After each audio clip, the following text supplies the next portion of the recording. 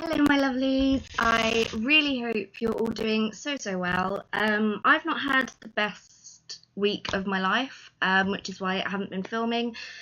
Unfortunately, we've had some pretty heavy stuff going down in the house, so I haven't really had a chance to film. But now it's all over and done with, and we're slowly getting back to normal. So I've decided that I'm going to film this morning before I've got to go out. I haven't got long, so it's going to be quite a short video. As you know about me, I have quite the few piercings. I have 6 and 8. I've got 11 at this precise moment in time. 12.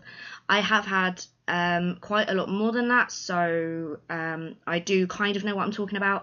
So today's video is going to be some of my own personal tips about getting pierced. Now, these are very common videos on YouTube.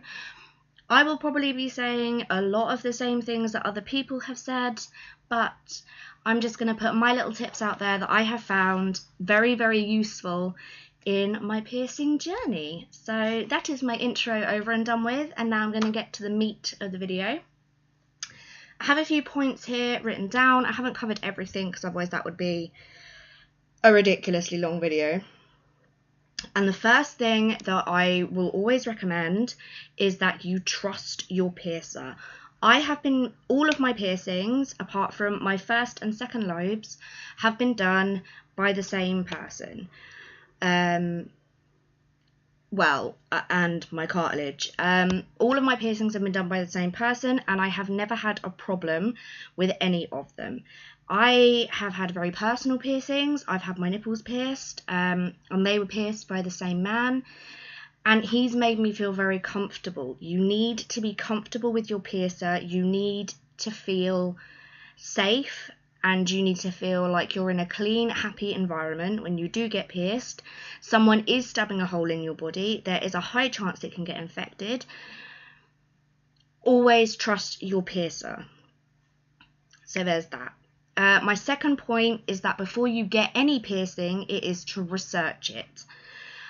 Every single one of my piercings, except for maybe 2, I have researched before I've had done. I know the likelihood of rejection. I know the rough pain level. I've watched videos on how it's done. I have read up on it. I have researched it. And that is very important. If you get piercings, whilst not permanent, can leave scars. And I think it's important to know how high the scar, like how high the level of scarring is likely to be. For example, my septum, whilst it will scar, will not be visible. Whereas if I went and got my cheeks pierced, that would be a highly visible scar. I think it's important to research these piercings, because if you are going to get a piercing that is going to leave a permanent scar, you are going to have a permanent scar. My next point is, after you've had it pierced, it is to keep it clean. Now, I am not particularly good at this. My septum particularly, I think I cleaned it twice, which is not recommended. I would recommend to clean your piercing twice a day. With some of my piercings, I have not used salt water. I have used something different entirely, which is tea tree oil. Tea tree oil is both an antiseptic and antibacterial.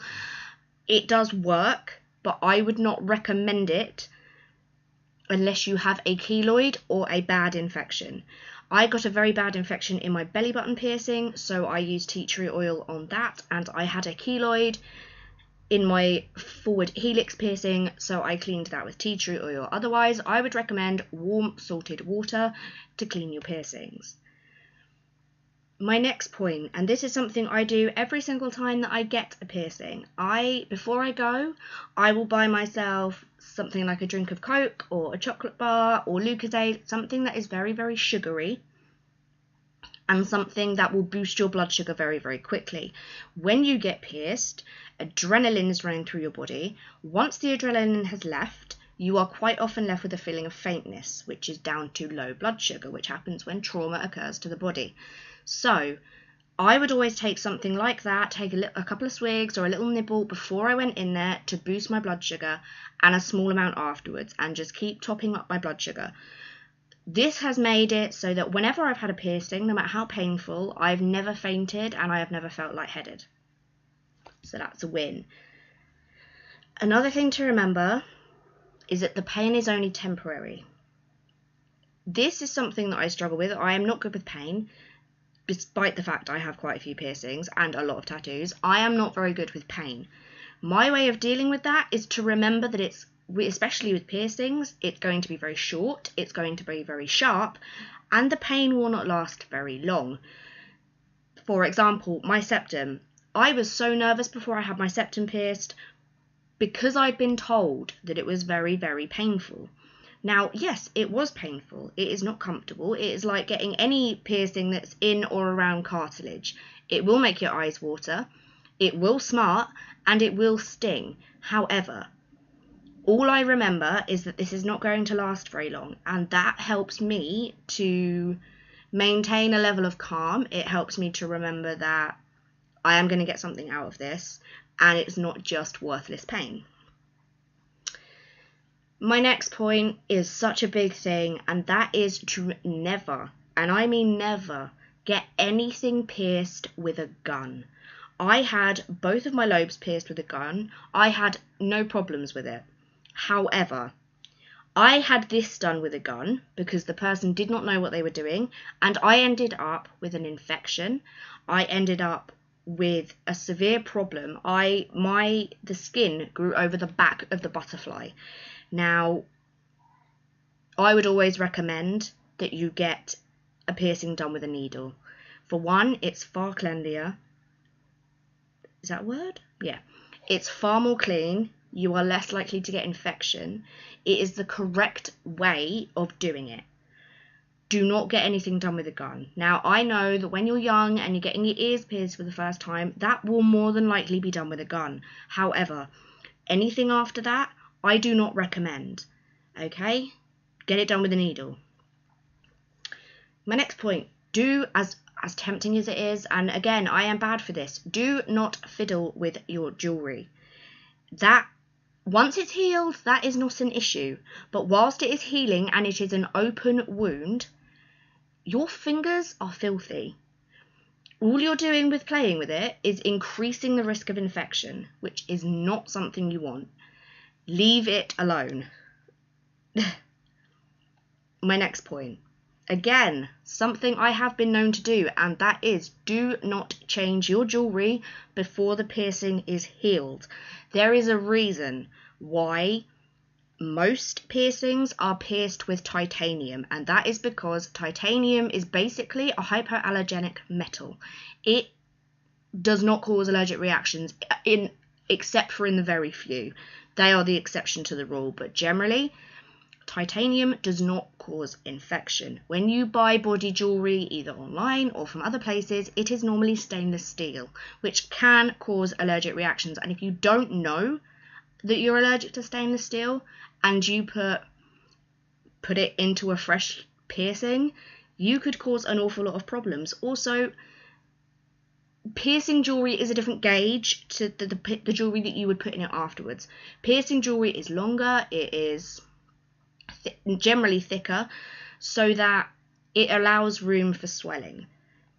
If you still have swelling and you put in a piece of jewellery that is too short, you could end up with the problem that I had, where the skin will grow over it. Also, if you change the jewellery too soon, you are at higher risk of rejection. My next point, I've only got 2 more points, so my next point is, if you are getting something pierced in your ears, get it pierced on the opposite side that you sleep. If you are lucky enough to sleep on your back, this is not a problem. If, like me, you sleep on one side, I would advise getting your piercings in the other side. I mean, I have kind of, this is what I call my rock star ear, and then I kind of have my virgin ear, which is just a plug. I, for some weird reason, have a lot of piercings in this ear, which is daft because I sleep on this side. So a lot of the time, this is an issue.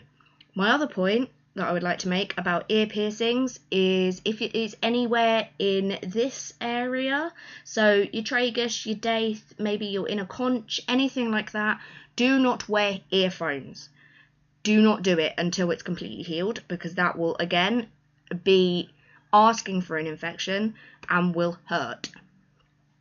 My last point goes back to the research, and that is think for a long time before you get a piercing.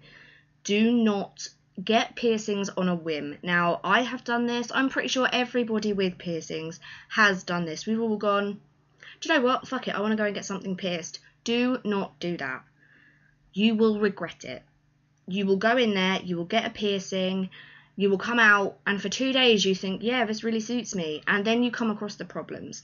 For example, you go and get your lip pierced on a whim. You realise that for the next 4 days, it's going to really suck to eat. You didn't think about that. You didn't research it beforehand. You know, you go and get your septum pierced on a whim, and you don't realise that for the next 2 weeks, if you sneeze, you're going to wish you didn't. You know what I mean? You have to consider your piercings. You have to understand what it is going to do to your body. So research and thinking about it for a long time helps. When I decide that I want to get a piercing, I give myself 3 months. 3 months before I go and get it. I don't go all of a sudden, oh, I want to go and get my nipples pierced, and then go and do it the following day. No. I think to myself, okay, I want to go and get my nipples pierced, say in May. And then I will wait until August to go and get it done, to ensure that I still want it, and to ensure that this is a piercing that I do want, and that I have spent 3 months working out and understanding how this will affect my body, what this will do to me. So yeah, they are my piercing tips from somebody who is quite heavily pierced, obviously not massively.